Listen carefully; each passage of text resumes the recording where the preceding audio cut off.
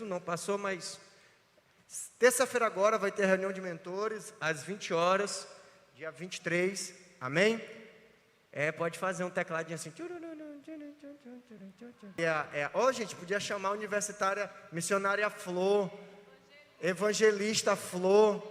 Não acredito. Gente, qualquer coisa que a gente não souber responder, vocês podem perguntar para ela, formada nas escolas missionárias do Brasil e das nações da terra. Eu sou o pastor PV. E aí, galera?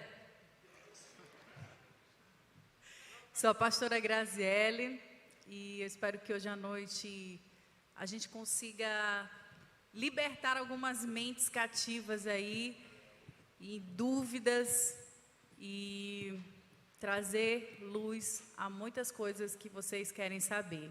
Valeu! Shalom, pessoal. Eu sou o Fernando, sou 12 do Pastor PV, faço parte do conselho da rede e também vou estar aqui tentando ajudar e somar nas dúvidas aí de vocês. Oi, gente, eu sou Thalita e é isso aí.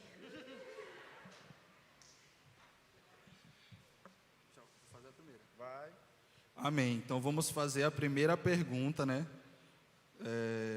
O que a pessoa perguntou aqui. Deixando claro, galera, que não tem o nome de vocês aqui, tá? Então, se você quiser fazer uma pergunta, anotar no papelzinho, tem o anonimato total, tá? Não precisa você colocar seu nome. E a pergunta é o seguinte: o que fazer quando me sinto perdido no propósito? Thalita.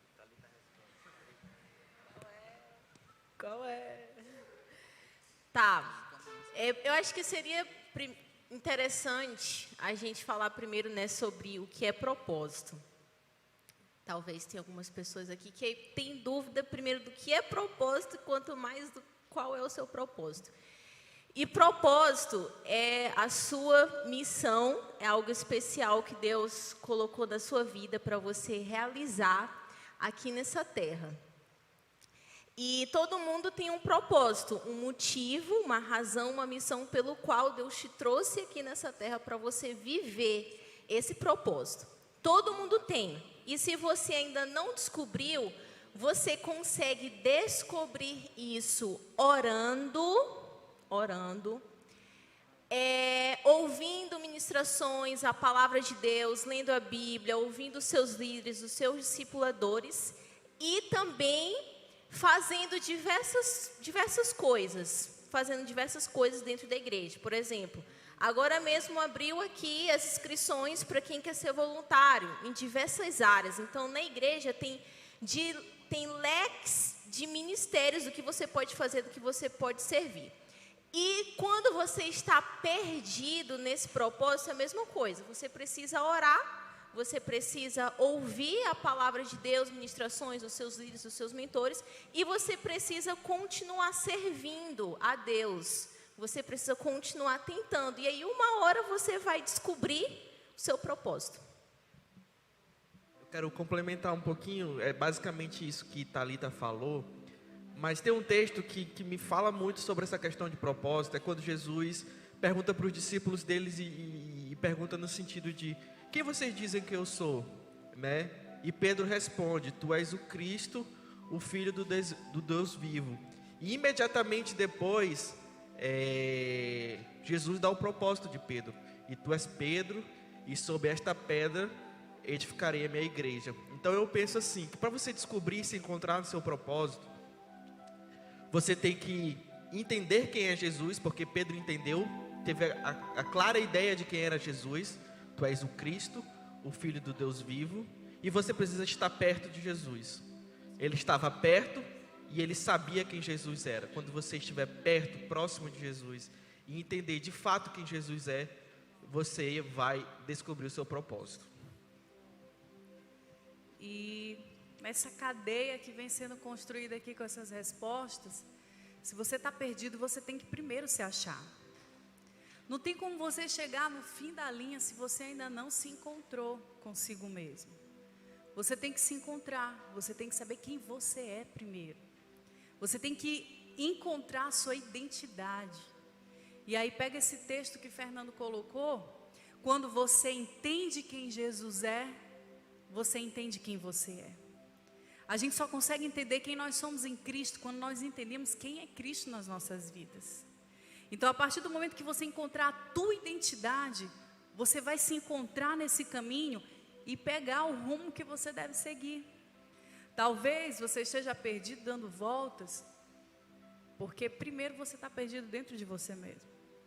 Então se encontre, ache a sua identidade, achando quem é Cristo na tua vida. E aí você vai se encontrar e seguir no rumo certo, sem ficar perdido. Eu aceito Jesus. Amém. Não tem nada para falar mais não, tá top. Quem quiser fazer mais perguntas, Marcelo, faz o quê? Amém. Ó, você pode procurar a Joina ali, ó. Aquela irmã, se você quiser fazer a pergunta no papel, você faz lá, entrega para ela. Não vai ter anonimato, sigilo. Se você é muito tímido, faça isso. Eu vou fazer mais uma pergunta aqui e depois dessa eu já vou descer, já procurando pessoas para fazer perguntas, porque a gente quer que vocês interajam com os pastores e com quem está aqui. Vinícius disse que queria fazer uma pergunta. Esse é o cara. Próximo. Ó, tem uma ali, ó. Vão pensando logo na pergunta aí, que eu já vou descer depois dessa resposta aqui. Já vai ter pergunta de novo. Pastor, responde essa. Como se encontrar novamente no corpo de Cristo após a reconciliação? Na verdade, não é só depois de reconciliar, mas todo cristão ele deve entender quem é ele no corpo de Cristo. E como é que ele deve fazer para se encontrar? Um dos sinais, ou melhor, uma das evidências que podem te dar um norte de onde você deve servir no corpo de Cristo é saber quais são os seus dons e talentos. Descobrir o seu dom, descobrir o seu talento, descobrir aquilo que você gosta, descobrir aquilo que você não gosta, o ajudará a se encontrar no corpo de Cristo. Uma vez que você saiba seu dom, saiba seu talento, mas mesmo assim ainda não conseguiu se encontrar, uma sugestão que eu lhe dou é: experimente de tudo, né? Eu quero louvar, experimente. Não deu certo, não é minha praia. Eu quero fazer missões, não é minha praia. Eu quero ir para social, não é minha praia. Chega uma hora que você se encontra. Deixa eu dizer algo para você. Dificilmente você vai acertar de primeira. Na verdade, eu acho que é quase impossível você, de cara, de primeiro momento, saber onde é que você vai servir no corpo. Por quê, pastor? Porque até mesmo o próprio Deus promove esse tipo de dúvida em você para que você o busque mais. Eu uso a minha experiência. Eu fiz teatro, eu fiz dança, eu fiz coral, eu fiz visitação, eu fiz evangelismo, eu fiz intercessão, eu fiz... só não fiz diaconia e louvor. Para descobrir o que eu não prestava para nadinha disso. Brincando, mas eu fui me encontrando no corpo de Cristo, experimentando. E a minha pergunta a você que está aí sentado: como é que você está servindo ao corpo de Cristo? Você, de alguma forma, tem trabalhado, buscado se encontrar dentro do corpo? Porque eu quero dizer algo para vocês, irmãos. 80% do pessoal que está na igreja, eles não se envolvem. E a gente gostaria muito que todos vocês se envolvessem, procurassem algum ministério para desenvolver o seu dom. Mesmo que você o procure e depois descubra que não é aquilo, mas eu tenho certeza que nesse processo de descoberta, Deus vai dizer onde Ele gostaria que você o servisse. Repete aí, Gabriel. Como é que vai se encontrar no corpo de Cristo depois que se reconcilia? Uma coisa que eu quero falar para vocês, que assim veio ao meu coração para falar, é que você precisa ser sem vergonha, na cara. Porque às vezes a gente se reconcilia, fica com aquela historinha de que estou com vergonha. Porque eu errei, todo mundo vai saber que eu errei, agora eu voltei. Aí começa a sentar lá no último banco, se isola. Aí vem para cá, não falo com ninguém porque está com vergonha. Meu amigo, se você quer mesmo Jesus, não fica com vergonha dessas coisas. Jesus já te perdoou. Procura buscar pessoas que sejam maduras na fé e cola com elas. Ah, mas o fulano é muito ocupado. Vai atrás, quem está precisando é você. Ah, mas eu acho que o líder já tem muita coisa para dar conta. Ah, eu acho que fulano não me atendeu. Liga para outro. Quem está precisando se engajar no corpo é você. O problema é que às vezes a gente fica sempre achando que alguém tem que vir atrás da gente. Mas quem quer se engajar sou eu, quem quer trabalhar sou eu, quem quer fazer alguma coisa para Jesus sou eu. Esse é o conceito de autorresponsabilidade. Eu sou a única responsável pelas coisas que eu quero viver. É isso mesmo que você quer? Você que fez essa pergunta, ou alguém que está precisando ouvir isso, é isso que eu quero, me engajar? Então eu tenho que ir atrás. Cola com pessoas que possam fazer você se engajar.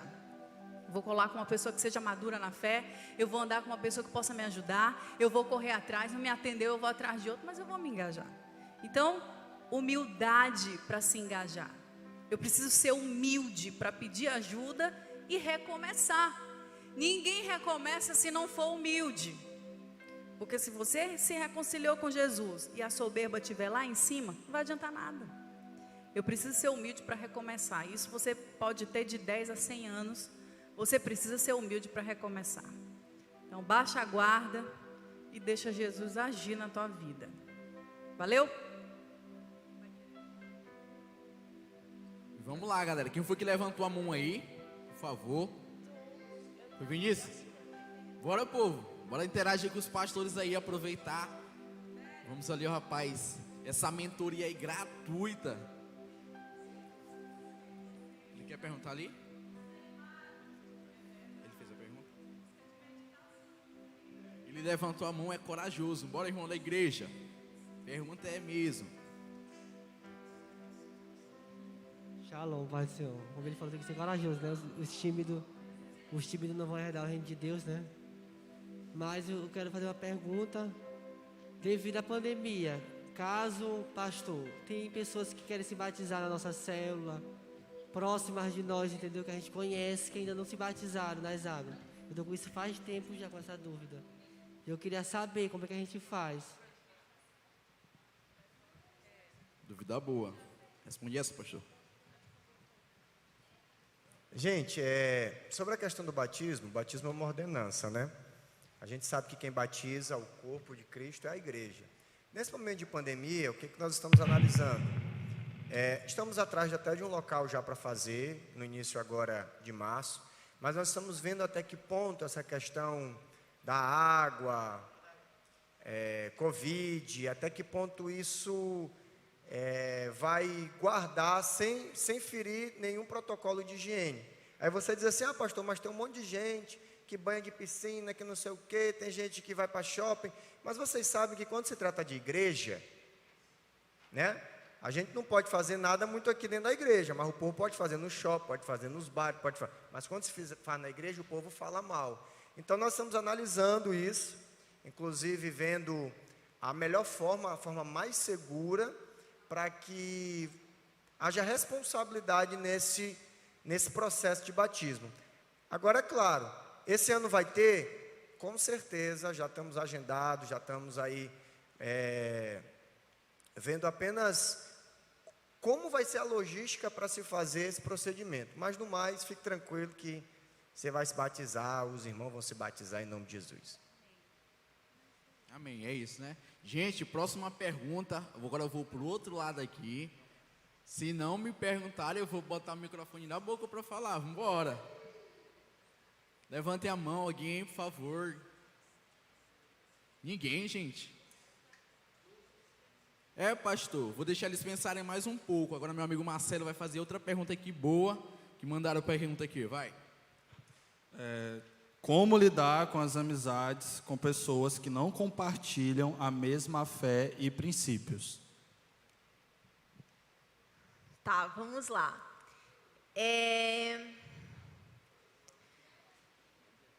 Primeira coisa, gente, eu gosto de trabalhar com tópicos, pontos. Primeira coisa, você precisa analisar e observar se você está maduro espiritualmente para caminhar, sair, né, conversar com essas pessoas.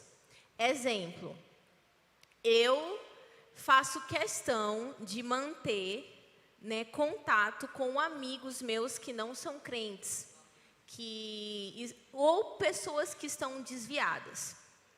Mas certas pessoas eu faço isso porque eu me sinto segura e em paz de fazer isso, porque para a situação daquela pessoa atual, né, o que a pessoa está vivendo no mundo e etc., eu não falo isso, gente, com soberba, por favor, não me entendam mal, mas eu tenho uma maturidade espiritual para conversar com aquela pessoa. E o meu conversar, o meu sair, né, continuar uma amizade é também com o propósito de trazer essa pessoa para perto. Então, se você tem maturidade espiritual e converse com seus líderes, pergunte para os seus líderes, fulano, tu acha que eu tenho maturidade? Tu acha que eu estou pronto? Tu acha que, né, eu vou acrescentar, que eu vou influenciar? Você acha isso? Ou você acha que eu vou ser influenciado? Então, você precisa primeiro observar. Se estiver com maturidade espiritual para isso, faça e estabeleça limites, tá? E não só para isso, mas todas as áreas da nossa vida, a gente conhece os nossos limites em tudo e a gente tem que andar no pré-limite. A gente não vai andar no limite, a gente vai andar no pré-limite. Então, se você tiver maturidade, faça isso, mas estabeleça os limites. Se você não tiver maturidade para isso, não se arrisque, né? Evite o contato, evite a amizade com essa pessoa, evite sair, evite conversar, até que você esteja maduro espiritualmente para ter amizades que não compartilham da mesma fé que você.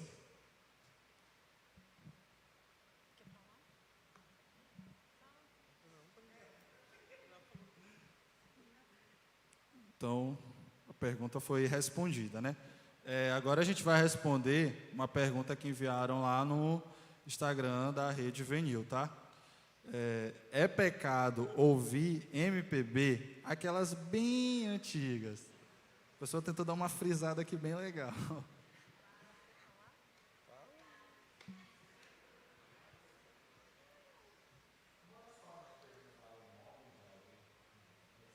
Como assim, gente? Tem umas participação especial? Gente, sobre essa questão de música secular, não existe assim um texto, claro que a Bíblia não fala sobre música secular, né? Pois é. E não tem um texto específico e algumas pessoas ficam com muitas dúvidas por causa disso. Mas existem vários textos que falam do procedimento cristão, vários textos que falam sobre a conduta cristã. Existe uma coisa que é o termômetro da nossa vida cristã, que é a sensibilidade ao Espírito Santo. Isso é o termômetro. Você vai saber de verdade, melhor do que alguém te falando, se é para ouvir, não é para ouvir, como se fosse uma cartilha. Com a sensibilidade você vai dizer assim, isso aqui não me edifica. Mas eu preciso falar para você um texto que eu respaldo a minha fala nele. Está lá na primeira carta de João, capítulo 2, versículo 15. Ele fala, filhos, não amem o mundo, nem as coisas que lá existem. Porque no mundo só tem concupiscência da carne, soberba da vida, cobiça dos olhos. Música secular, para mim, é música mundana. Foi gerada por mentes que não estão conectadas com o céu. Então, se a Bíblia diz que eu não posso amar o mundo, nem nada que tem lá, eu não quero nem papo com isso. E pode ser até para eu pegar lá o som, quem é levita, pode ser até porque eu acho que tem uma letra interessante, porque é bem antiga, né, Marcela, a pergunta? Nem que seja aquelas músicas bem antigas, não interessa. A Bíblia é atemporal. Não importa o tempo que essa música foi feita, se foi há não sei quantos anos ou se foi feita hoje. ela pode ser o que for. Ela está lá num lugar onde eu não vou, então eu devo ficar longe daquilo. Ai, ai. Vamos por partes, né? A Bíblia não tem um versículo claro que diga assim, isso aí é pecado, isso não é pecado com relação a esse assunto, de fato. Então eu não posso afirmar categoricamente que é e que não é, se fosse pensar dessa forma. No entanto, a Bíblia fala que quando há dúvida, o que a Bíblia diz? Que é pecado, que a gente tem que se afastar. Esse é um ponto. Ponto número 2. A Bíblia nos diz que nós somos criados para o louvor e para a glória do Senhor. Ou seja, tudo que eu faço tem que ser por Ele e para Ele. Então eu fico me perguntando, quando eu escuto uma música do secular, eu estou fazendo algo para Ele? Eu estou fazendo algo por meio dEle? Eu estou fazendo algo que o edifica? Não. Então por que eu estou escutando? Ponto número 3. De repente você diga, eu sou levita e eu gosto de usar esse tipo de referência. Minha sugestão a você procure outras referências. E eu vou ampliar o conceito, não só para música, mas para filme. Tem muito filme que a gente não tem que assistir. Eu vou ampliar o conceito, tem muito programa na televisão que não é para a gente assistir. Pastor, assistir Big Brother é pecado? Não, mas é impureza. E como a impureza é consumida, o que entra no coração vai sair impuro. E aí é a saída dessa coisa, a impureza. Por que eu estou colocando isso? Porque você vai para a internet e você vai ver muitos pastores que são referências dizendo que não é. E tenha cuidado, porque eles não têm referência nenhuma bíblica para dizer que não é. Assim como eu não tenho nenhuma referência bíblica para dizer que é. Então existe uma dúvida. E para a dúvida a Bíblia diz que é para se afastar. O Ministério Apostólico Internacional Shalom, nas pessoas dos apóstolos Silvio e apóstolo Alessandra, recriminam veementemente a escuta de música secular. Nesta igreja, neste ministério, nós, como pastores de rede juvenil, orientamos que não escute. Mas tem um pastor, papai, eu não concordo. Ok, você pode ir para lá e escutar lá. Eu gosto de ser bem assertivo nesse assunto.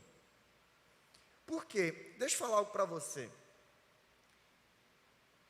Ninguém aqui está obrigando ou desobrigando você a fazer ou a escutar. Mas para caminhar dentro daquilo que esse ministério acredita como teologia e como doutrina, nós ensinamos que escutar música secular, ela é um portal e uma brecha para que você peque, para que você consuma. E não só para a música, como tantas outras coisas que possam trazer. Eu gosto de entrar nesse assunto por vários motivos. Pastor, o senhor está me julgando. O senhor está... Deixa eu falar, eu não estou julgando ninguém. Mas comportamentos, eles são julgados. Eu tenho um filho que, se ele chegar em casa e eu souber que ele bateu no amiguinho, eu vou corrigi-lo. E eu não estou julgando ele, eu estou julgando o comportamento dele. O fato de você escutar ou não escutar não quer dizer que você vai ou deixa de ir para o inferno. Mas o comportamento, a escuta, se eu chegar e ouvir você na sua casa, você me escandaliza, então você também peca. É o quarto motivo, escândalo. E antes de que a pergunta venha, eu já vou me antever a ela. É o mesmo princípio que eu uso para tatuagem. É o mesmo. Pastor, eu posso fazer tatuagem? Pode, o corpo é teu, a vida é tua, faz o que tu quiser. Mas para mim, como pastor, eu não vejo com bons olhos. Não vejo. Se você me perguntar se eu devo fazer ou não, eu vou dizer, se fosse você, não faria. Mas tem um monte de irmão que... Amém, glória a Deus. É o ensino. Eu não convenço ninguém do pecado, da justiça e do juízo. Não sou eu que convenço. Pelo mesmo aspecto, eu não tenho nenhum versículo bíblico que diga que é, e eu não tenho nenhum versículo bíblico que diz que não é. Mas eu tenho lá em Romanos que quando há dúvida, é melhor não se fazer. Isso não me impede de ter amigos que tenham tatuagem. Eu tenho discípulos que têm tatuagem. Mas eu prefiro chegar no céu, e chegar lá no céu e descobrir que eu podia fazer, do que eu fazer, chegar lá no céu e descobrir que não era para fazer. E aí, então eu não recomendo. E se de repente você disser assim para mim, pastor, mas eu quero fazer, eu tenho paz em Deus em fazer isso, eu entro para um sexto argumento, um argumento social. Você já se perguntou que você, ao fazer qualquer tipo de tatu ou escutar um tipo de música, você pode ser alvo de preconceito? Ah, pastor, isso existe? Existe. Não estou dizendo que eu vou fazer isso, mas você pode ser alvo. Você está pronto? Você está pronto para de repente uma entrevista de emprego? Ah, pastor, mas isso está retrógrado. Concordo. Mas você está pronto para esse tipo de coisa? Depois não vai para o meu gabinete, está chorando porque perdeu alguma coisa ou porque fez alguma coisa nisso ou naquilo. Nós, no Ministério Apostólico Internacional Shalom, como estatuto, como doutrina, nós não recomendamos, por várias circunstâncias. Ah, pastor, mas eu quero fazer, eu me sinto bem, e Deus, eu não me sinto que eu estou ocupado. Deus lhe abençoe. Mas como pastor desta rede, o meu ensino será esse. Amém? Concordo com tudo que o pastor falou, e só complementando, trazendo um pouco de uma experiência pessoal, eu me converti, né, e eu escutava muito música secular antes da minha conversão, inclusive MPB das antigas. E eu percebi durante a minha caminhada que os momentos que eu me senti mais atraídos por ouvir música secular foram os momentos onde eu estava mais frio espiritualmente, né? E assim, isso é uma experiência pessoal, mas você que tem se sentido atraído a ouvir coisas seculares, a estar mais perto das coisas mundanas, faça essa reflexão também. Como anda a minha vida espiritual? Será se espiritualmente eu estou fraco e isso tem me atraído para mais perto dessas coisas que são do mundo? Porque música secular, como o nome já disse, é música mundana, né? Eu peço que antes de você tomar qualquer decisão, que sim ou não, faça essa reflexão, né? Se isso não é um sinal de um esfriamento espiritual. É importante fazer essa autorreflexão. É forte, irmão, é forte, irmã. Vamos aqui para o nosso amigo ali que chamou para fazer a pergunta. Cara de Deus, se apresenta aí, amigo. Esses dois são engraçados, é tic-teco. Tem um talento aí eu acho que o pastor até tocou nesse assunto, mas hoje a gente observa que a internet está aí, muita informação, muita pregação, muita doutrina sendo divulgada. A minha pergunta é com relação, a igreja é livre para ouvir pregação de vários pastores, estudar sobre vários temas, mas como vocês aconselham o discípulo do mais a administrar essa divergência teológica ou divergência de doutrina ou divisão de vários líderes com relação a este ministério, a fim de que isso não provoque uma confusão na mente dele dentro da igreja ou dentro da célula? Ah, pastor falou isso e aqui fala isso. Então, como administrar isso? O que vocês aconselham a todos nós nesse ponto? Como administrar essa divergência? Antes de responder a pergunta, quero dizer que todos aqui são livres e podem fazer daquilo que acham como verdade. Mas existe uma questão chamada de filiação. Todos nós somos filhos de Deus. Todos nós somos salvos por Jesus. Independente se você tem tatu, se você não tem tatu, se você escuta música, se não... Deus trouxe a salvação para todos, né? E Deus colocou a igreja dele na terra como uma representatividade desse reino. Eu acredito que Deus salva de forma, a sua multiformidade de agir e de fazer, ela é poderosa. Então eu conheço, por exemplo, irmãos que são assembleianos, que acham que jogar bola não é algo que é permitido a eles, e Deus salva os irmãos porque acha. Então é uma questão de você entender onde você está. Eu sou do Ministério Apostólico Internacional Shalom. Eu estou aqui nesse ministério há 23 anos. Esse ministério foi usado para edificar a minha vida em diversas áreas. Esse ministério tem uma forma de trabalho. É a correta? É a única certa? Não.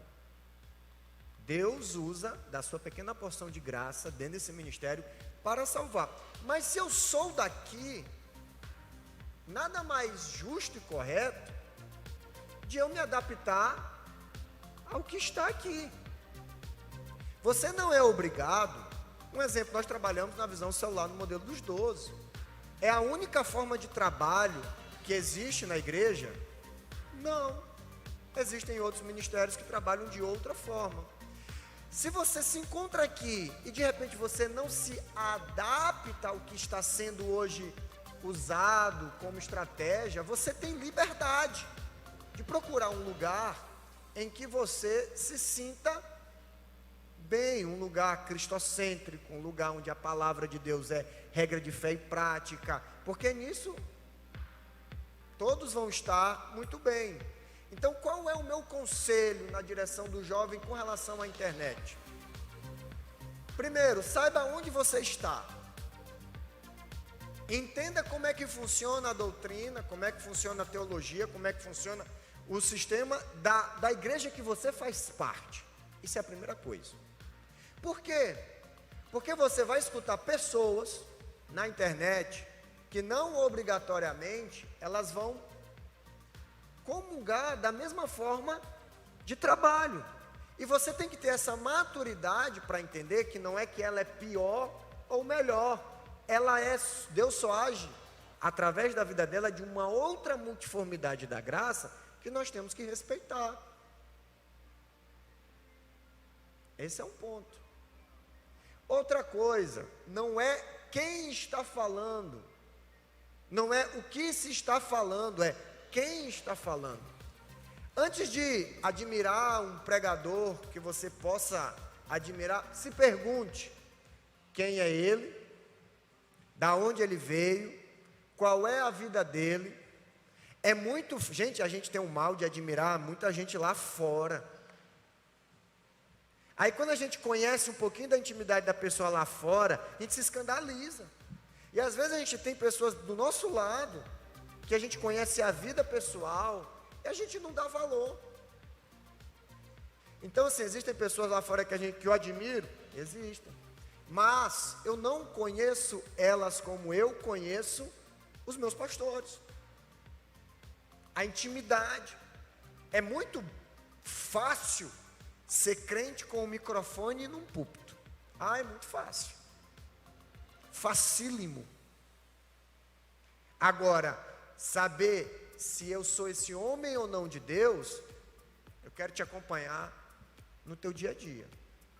Então, tudo que você escutar na internet, ouvir na internet, passe por esse crivo.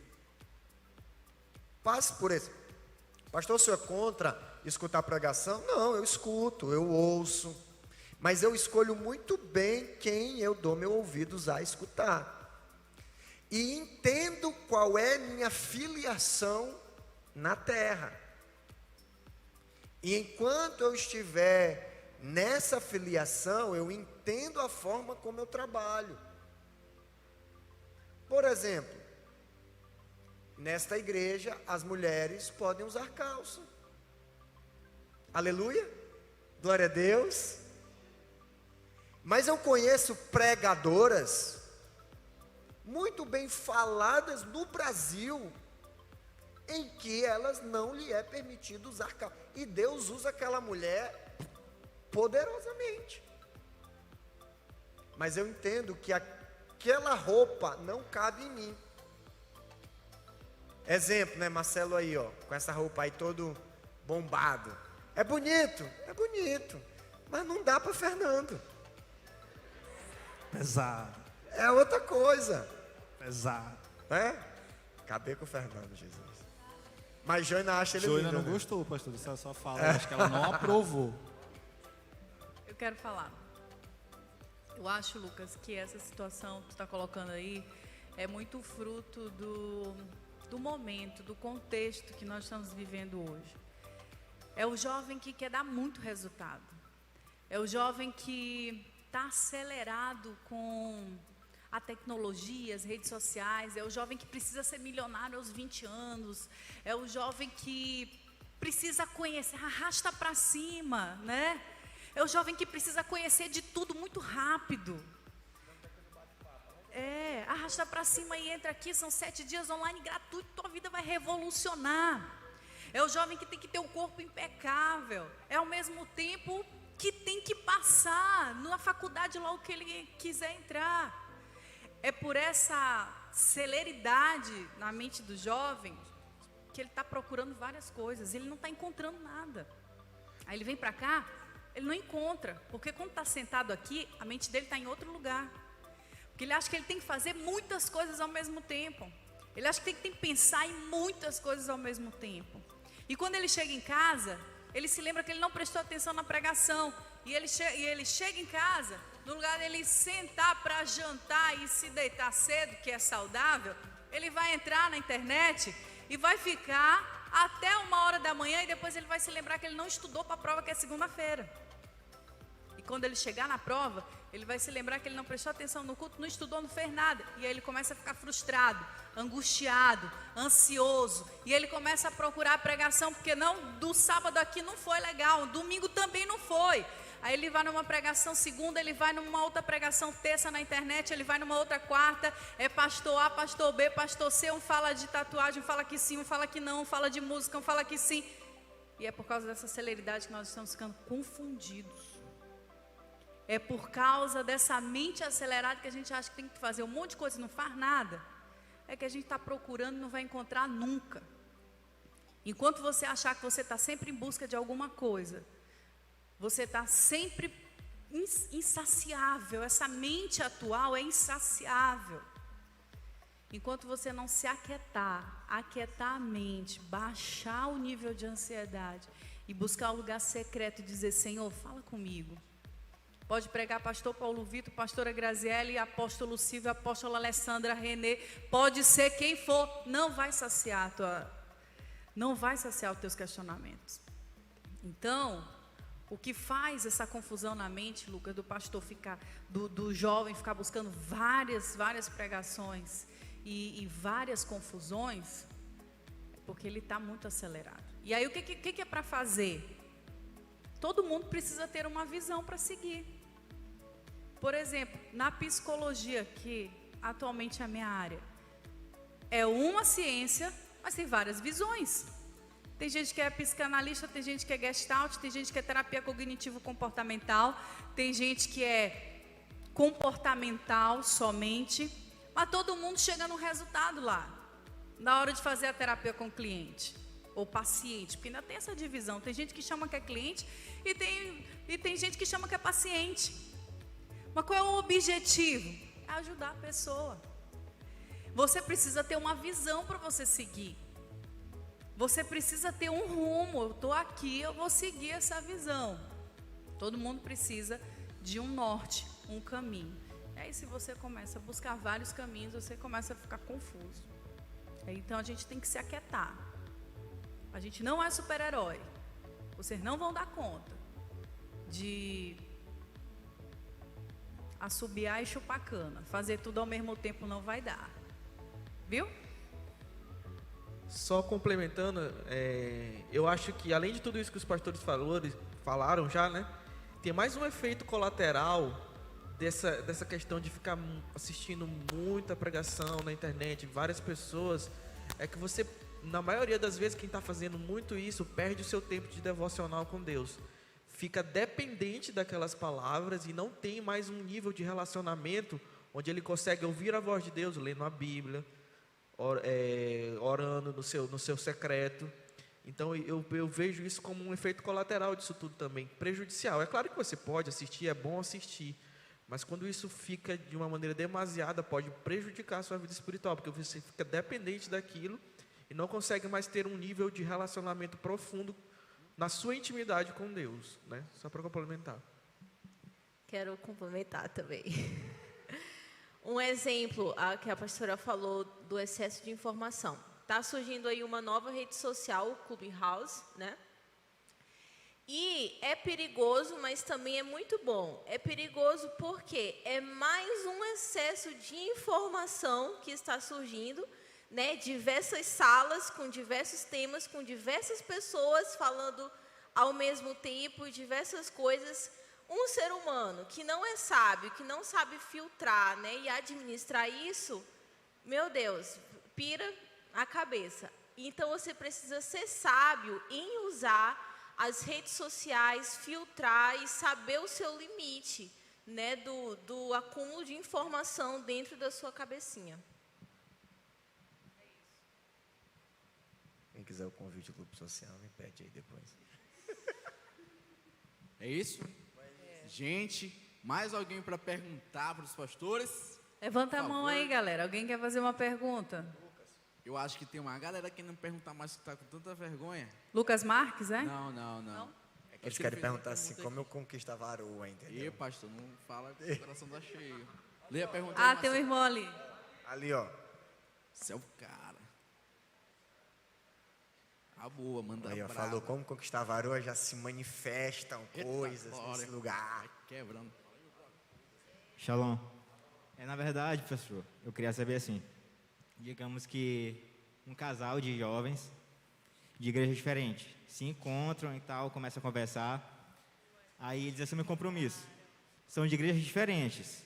No caso, esse casal vai ter que esperar, vão ter que aguardar o casamento para poder escolher qual igreja vão se congregar, ou isso vai do tipo, o homem tem mais tempo de crente do que a menina. Então, no caso, ela vai ter que vir para a igreja dele, ou vão ter que entrar em algum consenso, vão ter que orar e tal para saber. Como é o nome da irmã? Ellen Caroline. Ah! Eu tenho... Bom, assim, o que eu vou falar para você, ela é uma forma, não é a única. Mas em vias de regra, o que acontece? Quando um casal se relaciona, o objetivo é o casamento. Então, imaginemos que aquele relacionamento cresça, Deus testifique nos corações de que ela e de que ele é um para o outro e vamos casar. E aí vai ter que ter uma conversa. E aí, eu vou para aí ou tu vem para cá? Como é que vai ser administrado essa situação? Nesse momento, é importante que o casal entenda que essa decisão, ela é uma decisão para o casamento, já vendo um casamento. Não adianta ter uma conversa como essa, se você não sabe se vão se casar, que aí vocês estão trazendo um desgaste, ou uma conversa desnecessária para o momento. Mas não, é isso que a gente quer e tudo. Em vias de regra, ela acompanha ele, pelo sacerdócio, por ser o cabeça, em vias de regra.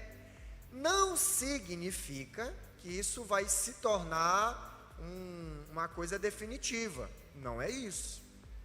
Mas em vias de regra, a mulher acompanha o homem.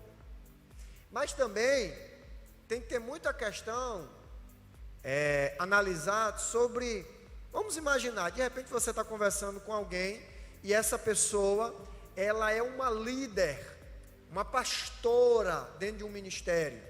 Tu já sabe, tu não é pastor, tu já sabe que tu tem demais ir para onde ela está. Mas em via de regra, geralmente ela acompanha ele. Eu vou te dar um exemplo pessoal. Eu tive um relacionamento onde chegou um determinado momento em que eu perguntei para a pessoa: sim, você tem pretensão de me acompanhar aonde eu estou? A pessoa: eu não quero ir para a tua igreja de jeito nenhum. Então a gente termina bem aqui e terminamos. Porque eu sabia que eu não ia sair daqui. Né? Então assim, é porque eu tinha uma coisa muito clara de que Deus, né? Então é um exemplo. É isso aí. Graças a Deus, porque olha a bênção que Deus me deu aqui, ó. Oh, aleluia. Aulas, pastor. Aleluia. Eu acho muito precipitado tomar decisões antes do casamento.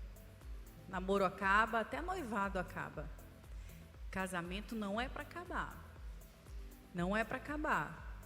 Então, essa decisão é para ser tomada quando casarem. Tá? Fins, aulas, meus pastores. Deus foi bom com o pastor, né, pastor? Fala a verdade pra gente aí. Para quem está orando aí, ó, ficar de olho, viu? Recebendo as informações privilegiadas de como agir perante essa situação, viu? Aos solteiros, fiquem ligados. Joga fácil. Viu, Ranieri? Eu te falei já. Joga fácil. Vamos para uma outra pergunta que mandaram aqui para a gente. É possível Deus dar para uma pessoa mais de um dom espiritual? É possível alguém ter vários?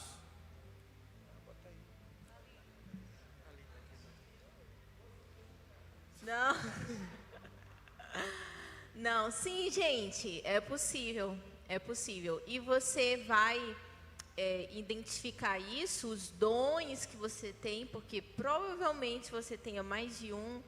Você vai identificar isso à medida que você vai servindo a Deus, que você vai servindo as pessoas.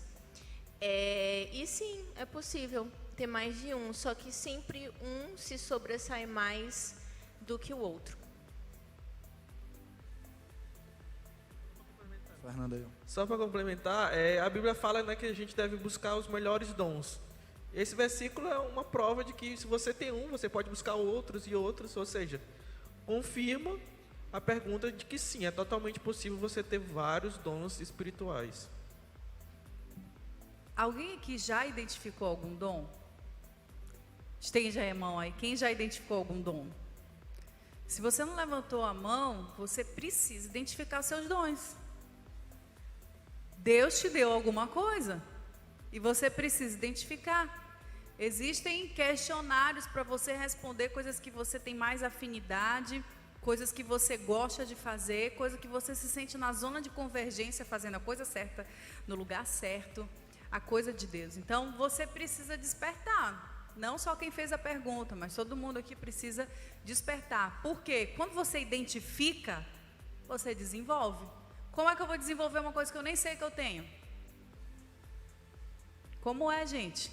Eu preciso desenvolver aquilo que Deus me entregou. Então você precisa identificar, isso é urgente. É para hoje, é para ontem. E aí você vai começar a desenvolver esses dons para edificação do corpo. Essa igreja precisa ser edificada por você também, pelos dons que Deus te deu.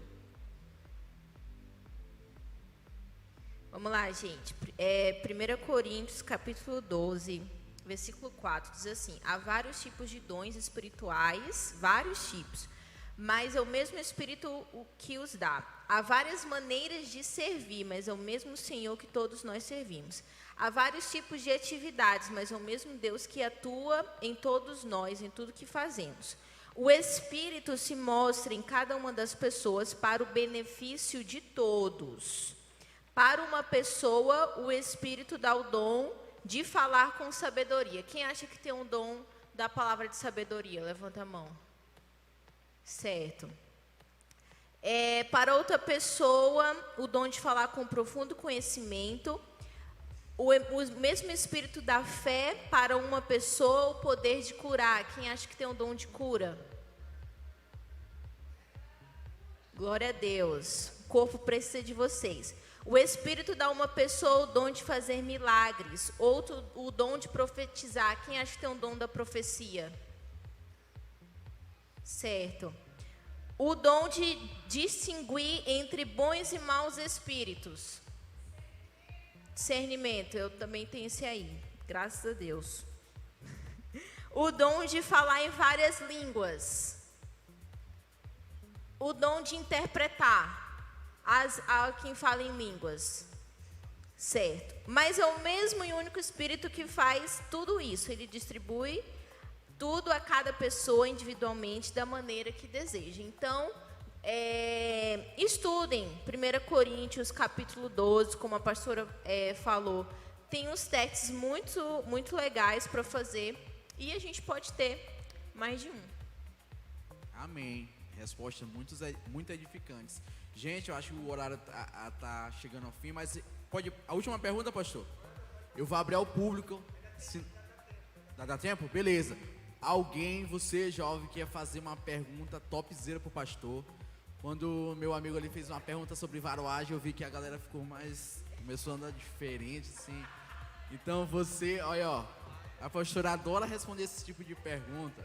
Né, pastora? Alguém, gente? Fernanda!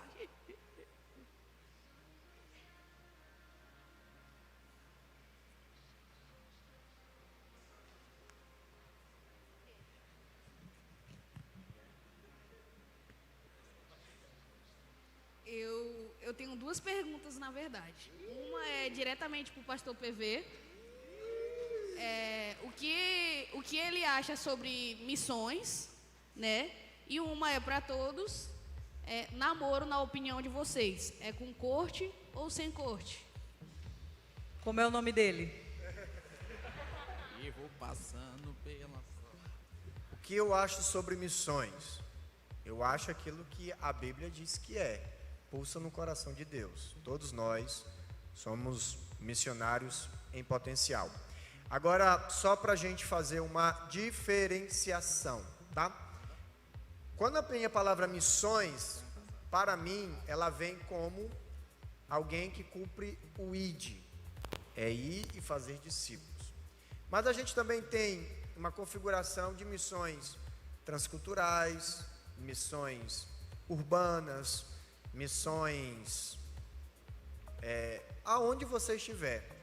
Nesse sentido, eu acho que a igreja, todos nós precisamos nos mobilizar em fazer missões.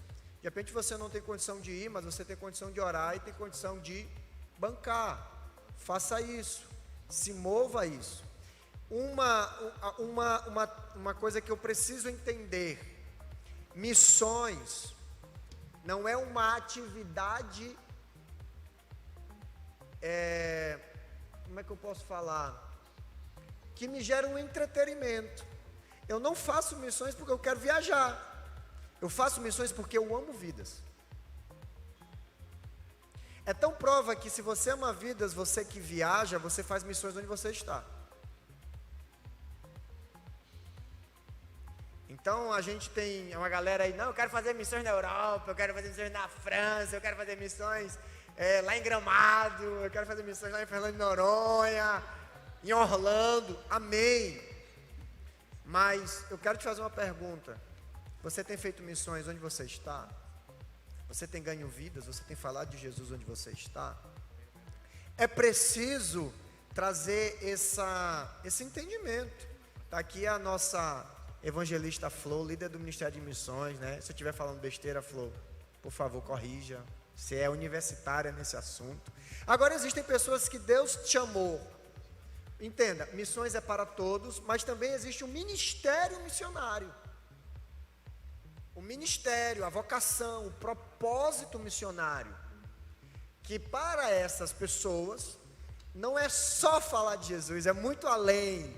É uma paixão, é o porquê da sua vida, é o que faz a pessoa se levantar todos os dias e é algo além disso. Mas toda a igreja deve ser uma igreja missionária. Sobre o namoro com corte ou sem corte, um aspecto, já que nós temos adolescentes também no público, eu quero deixar claro: namoro na adolescência não dá certo. Ah, pastor, eu conheço um casal que namorou adolescente, hoje eles são casados. Eu conheço 300 que não deram. Então você vai me trazer um, eu te trago 300. Então por que, pastor? Pela questão imaturidade, pela questão tempo. Então, a partir dos 17, 18, mas meus pais te abençoam. Amém. Mas você chegar no meu gabinete, não vai ouvir dizer assim, eu te abençoo. Não vai. Também não vou dizer, eu te amaldiçoo. Tá? Só para deixar claro. Porque as pessoas acham que o fato de a gente não abençoar, a gente está amaldiçoando. E uma coisa nada a ver com a outra. É um cuidado. Então, namoro na corte, minha orientação. Por quê, pastor? Porque é santidade. e tudo que é santo, tudo que faz, tudo que a gente paga um preço nessa direção, gente, isso sobe como aroma suave a Deus, e Deus olha de forma especial para esse tipo de pessoa e de casais que se propõem a fazer isso. Essa questão da decisão do namoro é um entendimento que você tem, que você quer viver uma proposta de santidade para viver algo diferente. Você quer um outro nível com Deus. E quanto mais você renuncia, mais profundo você vai com Deus. Então, vontade de beijar, todo mundo aqui tem. Pode estar solteiro, mas está tudo com vontade de beijar, que os hormônios estão latejando aí, ó. Tudo doido. Mas você vai fazer? Espera-se que não. Em nome de Jesus. Amém. Ninguém disse amém. Eita glória, oh meu Deus do céu, me ajuda. Só para complementar aqui, enquanto vocês falavam, mandaram uma pergunta. Quando um dos dois não quer fazer corte, o outro sim. Pois é. Então vamos continuar aqui. Aí você precisa entrar em comum acordo, né? Você tem que trazer quem está num nível diferente de você para o teu. Ou o que quer fazer, traz o outro para o nível que eu considero de santidade, para fazer a corte. Ou aquele que não quer a proposta da santidade, vai te levar. Então, se você tem um entendimento de que você quer ter um relacionamento em santidade, você coloca limites. Então, eu vejo isso como resposta de Deus, que a pessoa que não quer andar no mesmo passo que eu quero, ela não edifica a minha vida. Oséias fala que quando não há acordo, não é como andar junto. Então, se não há acordo, não tem como andar junto. Porque dificilmente esses namoros que começam com beijo não terminam na coxa. Não é nem, entendeu? É muito difícil. Vocês estão aí dando choque. Estão tudo agitado. Então, é melhor tomar um chá de alfazema. Entendeu? Ajuda. Toma chá de camomila. Toma banho gelado que o fogo abaixa. Entendeu? E as coisas melhoram. Vocês oram. Faz um jejum se estiver muito difícil. Faz um jejum porque mortifica a carne. Mas, meu amigo, luta e permanece crescente para a glória de Deus. É possível vencer.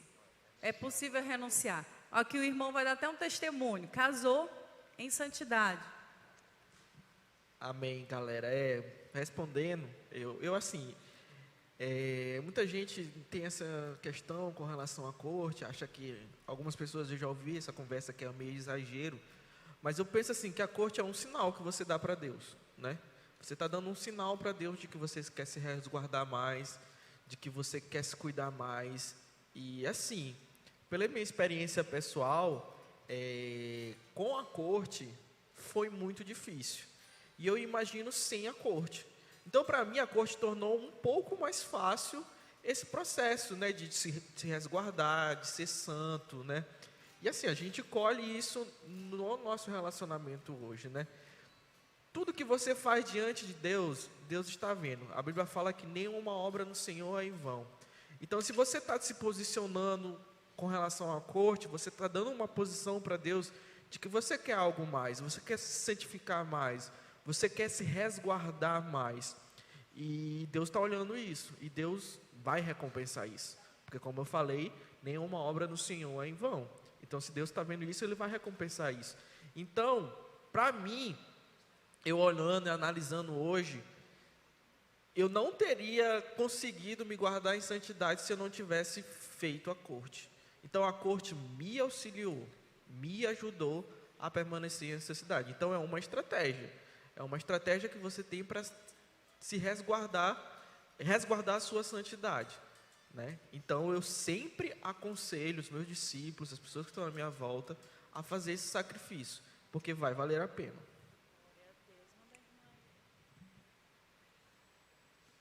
Amém. Glória a Deus pela sua vida, Fernandinho. Você é top. E nós vamos agora com a última pergunta aqui do público, do nosso irmão André.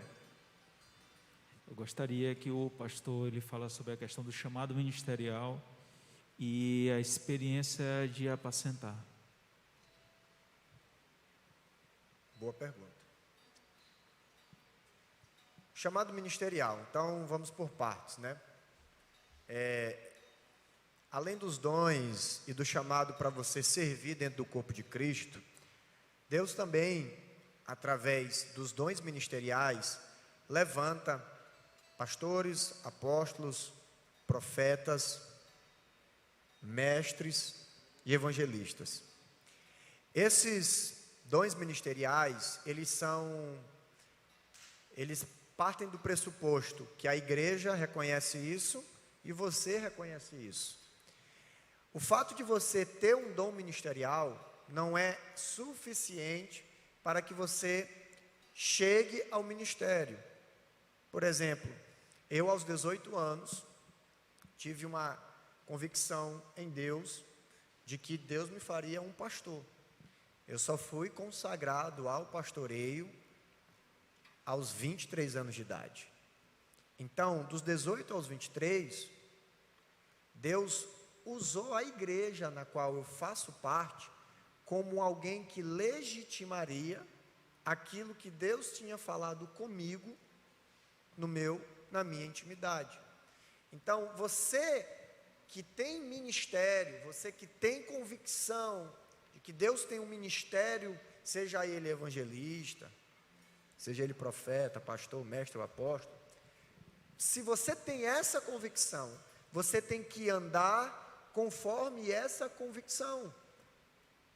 Quando eu soube em Deus que Deus queria me fazer de um pastor, eu já tinha entendimento de que eu teria que casar com alguém que tivesse um entendimento ministerial. Porque não daria para eu casar com alguém que ficasse assim: o que tu vai fazer na igreja hoje? De novo, é gabinete, não dava. Não dava para eu casar com alguém que não tinha esse entendimento. Então, achei na pessoa da pastora Grazi, alguém com esse entendimento. Ou melhor, uma pastora. Então, você que tem esse dom ministerial, da parte de Deus, você tem convicção, você tem que caminhar a sua vida nessa direção. Eu te pergunto, o curso que você está escolhendo, ele está de acordo com o chamado ministerial que você tem? Porque às vezes você tem um chamado ministerial e o curso que você está fazendo não agrega, desagrega. Esse é uma coisa. A experiência de cuidar de vidas. Deixa eu falar algo para vocês. Quando eu comecei, eu disse que eu não me achei em lugar nenhum, fazendo nada, cantando. Pois pensa num lugar que eu tenho certeza que Deus me colocou. Eu tenho um prazer, eu até esqueço do problema, do trabalho que deu aquela vida, quando eu olho aquela vida servindo a Deus. Então, um exemplo, eu estou aqui cuidando da pastora, a pastora me deu trabalho, tal, e enfim, tudo. Mas quando eu vejo Deus consolidando a vida dela, e ela fazendo aquilo que Deus designou para ela, gente, eu olho aquilo ali, eu disse: meu Deus, eu fiz, eu estou no lugar certo, eu nasci foi para fazer isso, é aqui que eu me sinto muito bem, eu tenho certeza absoluta que Deus me chamou para isso. Eu amo fazer o que eu faço. Na verdade, eu não consigo me ver não fazendo isso. Isso está em todas as minhas células, isso é o que me levanta pela manhã, isso é o que me faz. Hoje eu estava com a Fernando, a gente foi ver um lugar, e aí eu conversando com o Fernando, com o Jônio, eu disse: rapaz, nós inventa coisa. Podia estar em casa, descansando, dormindo, mas não. Por que isso? É mais forte. Gente, não, a Bíblia fala que aquele que almeja o episcopado, boa coisa almeja. Eu tenho convicção do mais profundo, do mais interno do interno dentro de mim, que eu nasci foi para cuidar de gente. E eu amo vocês.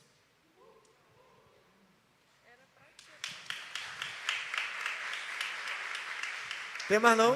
Tem mais uma aqui. Ixi, Rayan, quando é que eu vou casar Agora com eu Débora? acho que é a última. Débora, é só tu dizer a data, pai. Pastor, uma pergunta bem polêmica, mas eu quero que o senhor responda e esclareça bem sobre isso. Nós, como cristãos, como igreja, como corpo, a gente, sobre a política, a gente precisa estar acima entre centro, esquerda, direita, ou a gente precisa se posicionar uma das delas? Gosto de perguntar essas Pega coisas essa, pra mim, pastor, né? pega essa.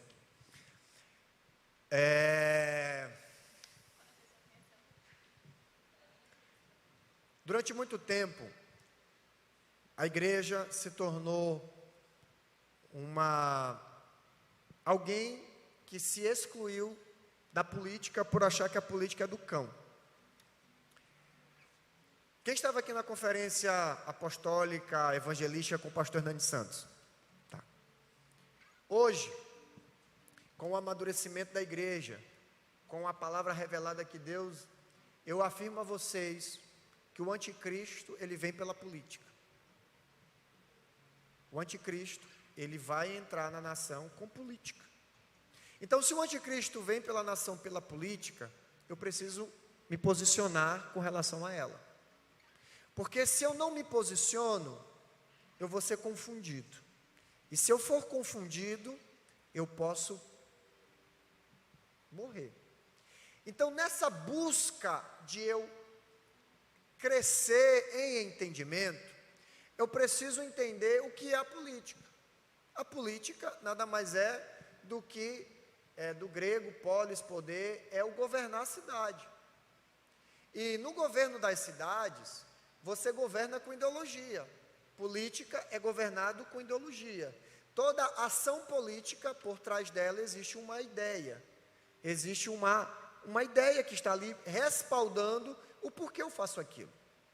Dentro das ideias da política, eu tenho umas ideologias de esquerda, eu tenho as ideologias de direita, e eu tenho aquilo que é a ideologia de centro, que nada mais é do que uma ideologia onde você pesca ideias de um lado e ideias do outro. Lembram que nós somos filhos de Deus, sim ou não? Então, os princípios bíblicos, eles são aquilo que é a nossa regra de fé e prática.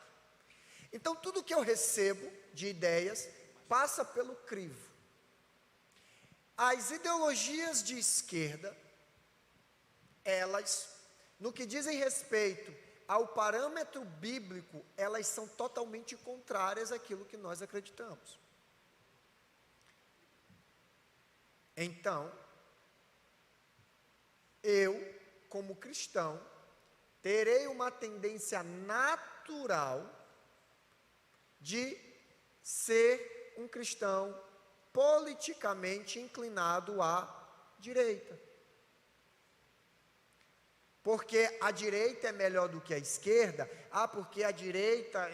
É porque aquilo que a direita tem como ideias políticas... Exemplo, na direita, a questão da moralidade, a questão da ordem, a questão, dentro da direita, de políticas de direita, você tem o padrão família, você tem a questão do caráter, a questão economicamente, de um Estado menor. Então, essas ideias de políticas de direita, de conservadorismo, por exemplo, subserviência, honra, patriotismo, todas essas ideias, elas são muito bem vistas pelos padrões bíblicos.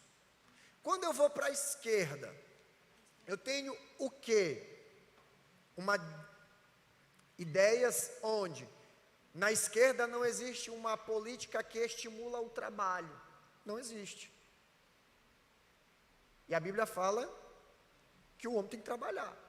Então eu já sou assim, dentro da esquerda eu tenho ideias como feminismo, aborto, machismo,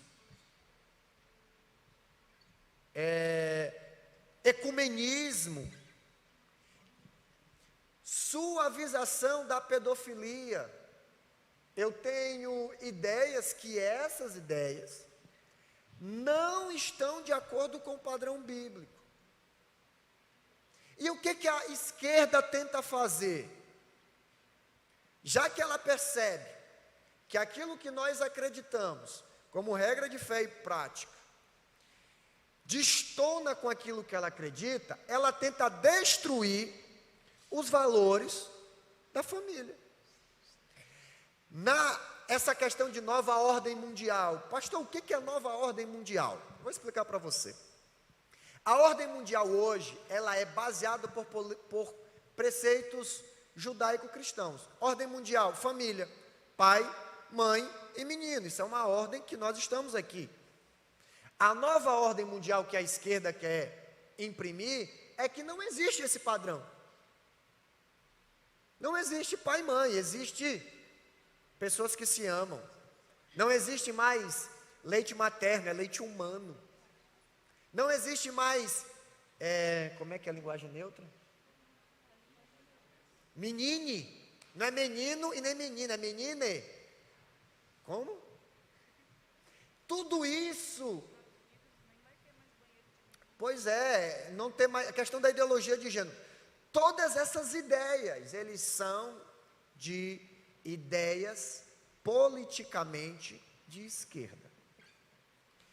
Aí eu vou para outra coisa. Quando eu estudo a história, eu vejo que os pais da esquerda, como o marxismo, Karl Marx, Friedrich Engels, como alguns pioneiros como Che Guevara, Fidel Castro, eu acho que Mao Tse Tung na China, não é isso, Renan?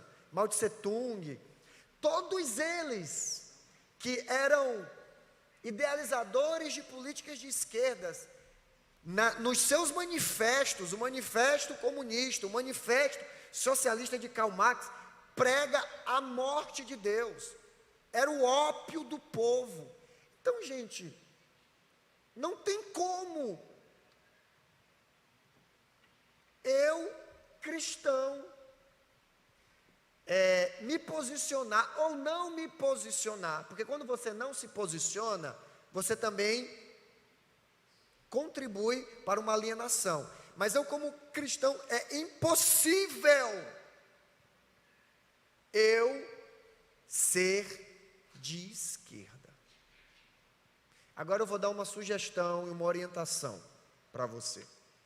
Nós temos um presidente que ou você o ama ou você o odeia. Essa é a verdade.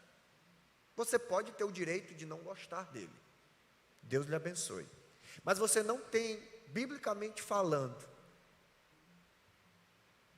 votar numa esquerda. Pastor, eu não entendi. Eu vou lhe explicar. Está gravando? Pode cortar?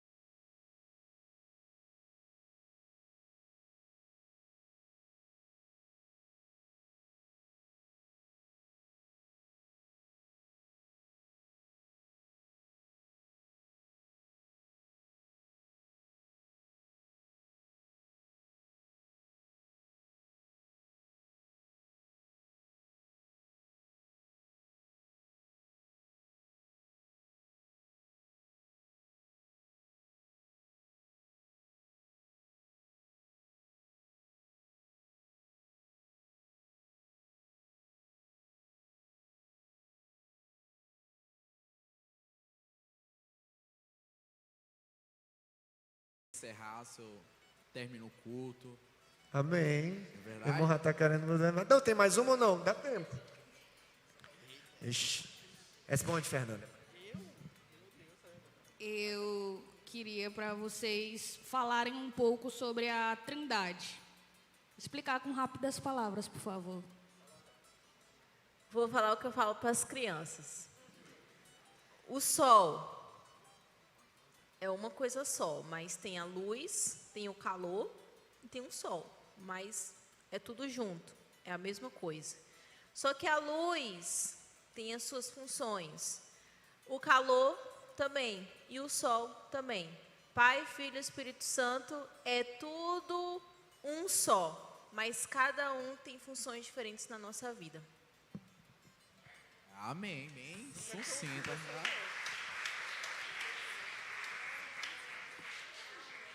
Parábolas. Imitando Jesus, imitador de Jesus. Para você que mesmo com essa parábola do sol ainda não se convenceu, eu quero dizer que é um mistério. E se você não decidir crer, você vai continuar insatisfeito. Existem coisas na Bíblia que Deus revelou para a sua exclusiva autoridade. E Ele não vai falar para nós, de jeito nenhum. Nem com palavras, nem com moveres, e nem de forma nenhuma. É exatamente essa parábola do sol. É um só. É Deus, Ele é um, Ele é o Pai, é o Filho e Ele é o Espírito Santo. Eu aprendi assim. Deus é o correio, Jesus é quem assina, o remetente, e o Espírito Santo é quem entrega. Eu aprendi desse jeito. Não foi o sol, mas foi os correios. Jesus é a escova, eu sou o dentinho, a pasta de dente é o Espírito Santo, por isso eu fico limpinho. Aplauda bem forte você. E tu, Fernanda, aprendeu como? Na Bíblia, né? Tá certo. O irmão é meu, o irmão é crente. Amém? Vamos ficar de pé em nome de Jesus? Gente, hoje foi um momento de descontração, brincadeiras. Queremos dizer que estamos disponíveis, você adolescente, pode procurar a Thalita, você jovem, pode nos procurar, para tirar suas dúvidas, para tirar... Deixa eu dizer uma coisa, você pode, alguns dizem assim, mas se eu perguntar, eu vou passar vergonha. Aquele que pergunta, ele pode passar vergonha 1 minuto. Aquele que não pergunta, ele passa vergonha a vida toda.